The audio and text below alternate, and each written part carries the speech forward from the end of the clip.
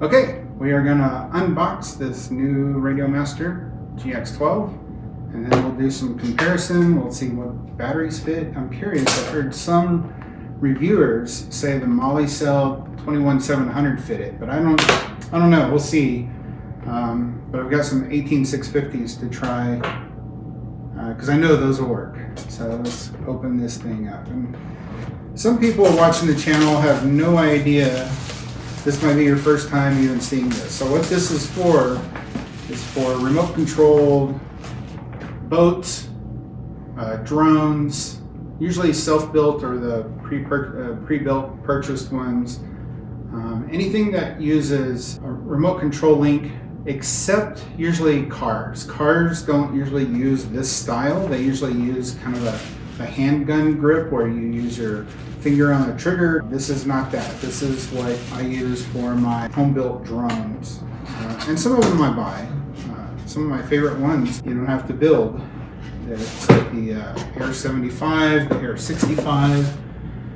Highly recommend those drones if you're just starting out because you can crash them, you can fly them indoors. Today there's snow outside here in Colorado, and it's supposed to snow again this afternoon. So it comes with a nice, soft, but kind of hard case. So, you know, it's a little flexible at the edge, and the top flexes a little bit, but gives it pretty good protection. I can't imagine, I mean, even if you like threw it, you might break something, but probably not. I wouldn't try it, but you know, sometimes you can grab something and your hand slips. Although there is pretty good texture on here, so I don't think you would slip. And then there's of course this nice rubberized grip on the handle that is not slippy at all. So what comes in this top shelf, I want to call it a shelf, it's not a shelf, it's a zip. So here's some of the accoutrements that make this GX12 unique in that you can replace the top left and top right switch modules to get exactly what you want, which I think is a pretty cool feature. And so they come by default with 4, but if you only need 3, you can swap them out on either side with these 3 switch covers, which that's pretty neat. Let's see what else. A charging cable, USB-A to USB-C. A lot of people still have USB-A, so that's fine, and I doubt it's the fast charge, so you don't need the PD or power delivery USB-C. We'll talk about that. Here's some additional switches, and you can see, let me take them out of the package. So one of them is, see that's a momentary switch, so you just push it up and it automatically comes back. So this would be for something like a buzzer. I've lost drones in a field, and sometimes I just want to hit a beep every now and then so that I can hear it. And so that's what that would do, is you could hit that momentary switch and hear your buzzer. The ViFly company makes buzzers that are outstanding. They're very loud. And then see, this one doesn't return. This is just, but it's a 2-position switch and it stays where you put it. So if you had something like, let's go back to the buzzer. Let's say you want the buzzer to just stay on. You could flick it up and it's just going to keep buzzing over and over and over. So let's see what else it comes with in here. There's a screen protector, and that's nice because that can protect your OLED screen. It does come with an OLED screen. It is black and white, but it's OLED, meaning that you'll get to see it very well in it's highly visible in sunlight. Usually you don't see the little pixels like you do with something else.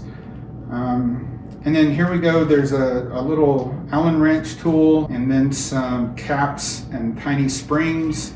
So it comes with a good little repair kit and a way to cap off. So let's say you don't want, so when you're flying, you either have FPV goggles on or you're flying line of sight. You don't look down at your controller and go, oh, I'm gonna flick this switch or flick this switch. It's always a memory thing because you either can't see because you have goggles on with your antenna sticking out, or you're looking at your plane and you can't really look down because you're flying at line of sight, meaning it's going to go in a direction or keep doing whatever you tell it to until you give it a new input, and this is what you're giving the input with. So you really got to be familiar with what you're doing, because you don't want to, trust me, I've flipped the wrong switch before, and that's not fun. Sometimes you crash because of that. So it comes with a strap that holds it down, and it's got Velcro so it won't let go. Let's take it out of here, and it's got some nice heft to it. This right here is one of my favorite things. I would love to just keep it like this, because that would drive my wife crazy. She sees, like, even when I had the box and it had the plastic on it, she came over and started picking at it, because she's like, oh, I'll help you get the plastic off of it. And I'm like, no, I got to do the unboxing video.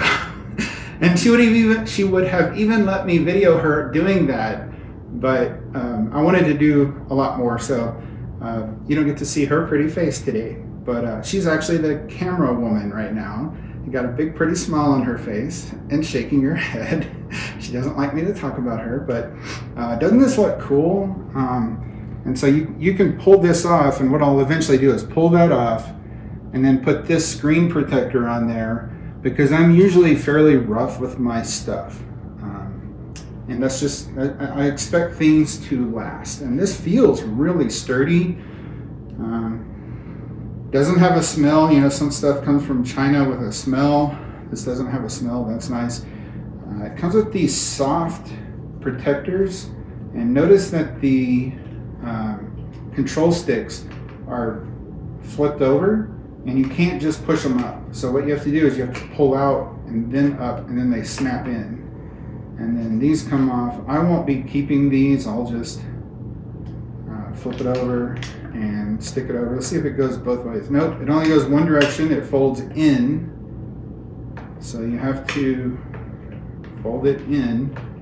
And why won't you stay? Do you have to turn it or something? So you have to kind of push it to the left for this one, and then get it all the way to the right, and then it locks. So I'm sure on this one it's kind of the same way. Tilt it to the right and then push to the left. These are CNC gimbals, and they're Hall effect, meaning there's a they're doing a little different. There's a magnet on the other end of this on the back side, and as that magnet goes across a sensor, it sees the strength of the magnet, and that's what's changing this instruction that's being sent to your flight controller or your RC model. So here's these buttons or toggle switches that can be swapped out, and as you see, it comes with these two that are 3-position. You could swap them out with the momentary or the 2-position if you want. And then here's another momentary, and I've seen some videos on YouTube where you can actually change this so that it's a single press, ND press, and then it goes, it looks like it has one switch, or you can actually set it up so that each push rotates through a different switch, so that if you, like an airplane flyer, let's say you have flaps with multiple positions, you could say three positions. So you make it so the first push goes down one flap position, the second push goes to medium and then full flaps, and then the final push makes it go reset and go back to the main 0 flap position. It also has this scroll wheel, a lot of people would call it, but engineering wise it's a potentiometer. So that means that as you push it to the right, it's giving more power. As you push it to the left, it's giving less power, which is the exact same thing this is kind of doing. It's tracking these different positions, but with this one it does have a center indent, so that when you get to the middle it kind of stops, and there's one on this side as well. So let's say the same flap thing, you could just use this and change your flaps incrementally to whatever you want, and then even use them as a speed brake, whereas you push them up, and you could push them both up, and that would kind of kill all your, I know a lot of gliders do that, where they have spoilers that will disrupt the airflow and make it like drop really fast. A lot of other reviewers have gone over these buttons, so I'm not going to go over them, but they do turn different colors, and you can either make them all part of one, you can make them individual, and then there's another set of potentiometers down here that have a center detent so that you know when you're in the middle. And what that's good for is, like I said, you're out flying, you're not looking down at this, or you have FPV goggles on. You need to be able to feel where you are. And if you turn it all the way to the left, you're going to feel it stop. All the way to the right, stop. In the middle, it's going to kind of hesitate where you feel it. Then there's the buttons. These are switches that are momentary switches. Again, with like the buzzer, you could make one of these to where the buzzer does it. There's also like a pre-arm, so if you've got like a 10-inch or even a 5-inch, 5-inch drone, when you plug it in and you go to arm it, it can cut up someone's face really bad, or it can cut your fingers. I would know nothing about that because I always take my props off when I do that testing. And I've never been to the emergency room. Bleeding stopped, the saline washout, and the derma bond, which is not the same thing as super glue. Never put super glue on any open wounds. The real word for super glue is cyanocrylate. The cy at the front means cyanide. Cyanide poisoning is a thing, and you don't want to poison yourself by fix your torn up skin or your cut by putting cyanide on it. So please, I've heard of people telling me to do that. One time I was at a knife store and someone said, "Oh, you need to put some super glue on that." Nope, not going to kill myself with super glue. Cyanide poisoning. Okay, so there's a fan hole back here. Watch, make sure you never cover that up because you do get 1 watt out times 2. So this is both a 2.4 gigahertz transmitter as well as a 915 megahertz transmitter, and its Gemini is a new ELRS protocol, I guess you could call it, where it has diversity, where it'll send both of these antennas, it will send packets on 2 different bands. That way, like, I'll give you an example. The other day, I was on the front porch flying to go see all of the Christmas lights at night. I couldn't arm my quad. And I was only on 2.4 gigahertz. And I'm 100% sure it's because of the RF interference from all the Christmas lights that were on. Something was jamming my signal because during the day I had no problem. Same exact place for it and me standing there, no problem. So Gemini lets you have 2 different bands, which that can really help for that. 1 USB-C port. Let's compare this to my Boxer. It has a USB-C port up here, and it has a USB-C port down here. If you want to charge it, you plug in down here. If you want to use it as a game pad, you plug it in up here to your computer. This one, smart enough to do both over 1 USB-C port. So that is really nice. Let's see. Also, we have a battery. Okay. So let's see the big thing I wanted to test. Warning, ensure 18650 cells are installed in the correct polarity. So it doesn't look like it will handle 21600, even though it says it won't. They're the same exact voltage. I'm curious if they would fit into, I know they won't fit in this, but would they fit into the battery bay itself? So you can see the difference in size. For one, they're taller because 18650 means 18 millimeters across, and you'd think 650, it's not, 65 millimeters tall. 21700 is 21 millimeters across, 70 millimeters down. So I'm just going to stick those in there, and then I'm going to put the cover on, and we'll see. It looks like they might fit. I don't know, we'll see. It's gonna be, man, it's like a millimeter, maybe 2 millimeters. You can see that it will just barely push down and click in, but it won't. So that's a bummer. Let's look real quick at the size difference. So one thing I'm sure you notice is the LCD is at the top, whereas on this, the LCD is at the bottom. You can see the size, it is smaller. Just by a little, but it's definitely smaller. It doesn't have the rounded corners. It has this flat area on either side. That saves some space. And then you can see on the back, this is slanted and this is not. So it also gives you a little more space instead of being so blocky. So that's cool. And then the hand grips look a little bit wider because you're getting the whole side of the controller instead of it stopping, you know, like 80%, 90% up it right here. So that's kind of cool. The pocket, this is really my go-to. This is kind of what I'm thinking will replace this.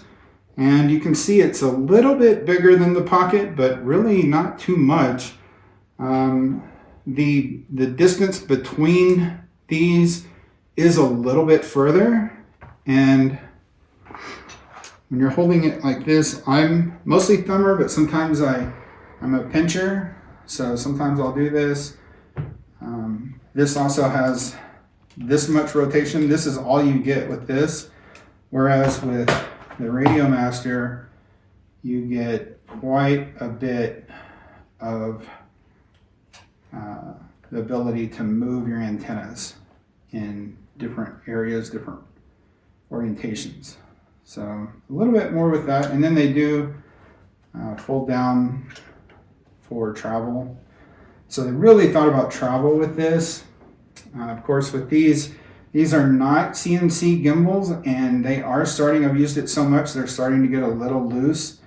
And with my fingers being shaky, that's not so great. With this, they're definitely higher quality gimbals. So, and you can adjust the tension on these. For me, that feels pretty good though. And then on the Boxer, these, you can buy CNC gimbals, but by the time you buy this, either with the gimbals installed, I think they're called the Crush, or if you buy the AG01 for these, you're spending way more money than you are for this. And you just get a lot more when you get this, because you're getting dual band, you're getting all those things I talked about. So in my opinion, this is really the way to go. You can't really replace your DJI controllers though. So if you're just gonna fly DJI, this Radiomaster is not for you. So if you're looking to upgrade from the motion controller, which is one of my favorites for flying my Avata 2 because I do shake, but mostly when I'm trying to hold my fingers in a certain position, if I'm just holding here, I am shaking a little bit. I don't know if you can see that, but the DJI Avata really kind of smooths that out for you. And then you fly up and down, throttle is right here. You've got, you know, all of your controls within range of your thumb. You've got this control. And then if you want to go to full flight features like a real FPV drone, because a lot of people don't realize the DJI Avata 2, all that's great, it comes with a lot of software features. It is extremely underpowered. So there's a lot of videos out there of someone doing a power loop, and not the auto power loop. You can select in the goggles and they'll hit the ground or they'll hit something because it just doesn't have the power to pull out. Whereas even the tiny drones that I was talking about earlier, the Airs, they have lots and lots of power. So I do have another controller that you can push down and it pulls out. It's an older DJI controller, and some of y'all probably have seen those that you put your phone right here. But those are the camera on a stick type drones, right? So DJI has the Mavic Mini, the Mavic Air, all of those kind of drones. Those are not really FPV, and but interesting thing, the Neo, DJI Neo, you can fly it in FPV with the Goggles 3. You can use this, or you can use this, and it's a lot of fun. I've just had problems in the evenings and indoors. So that's kind of like a quick overview of all this stuff. Hopefully this is something that helps somebody out there. And if you have any questions, put them in the comments. Thanks.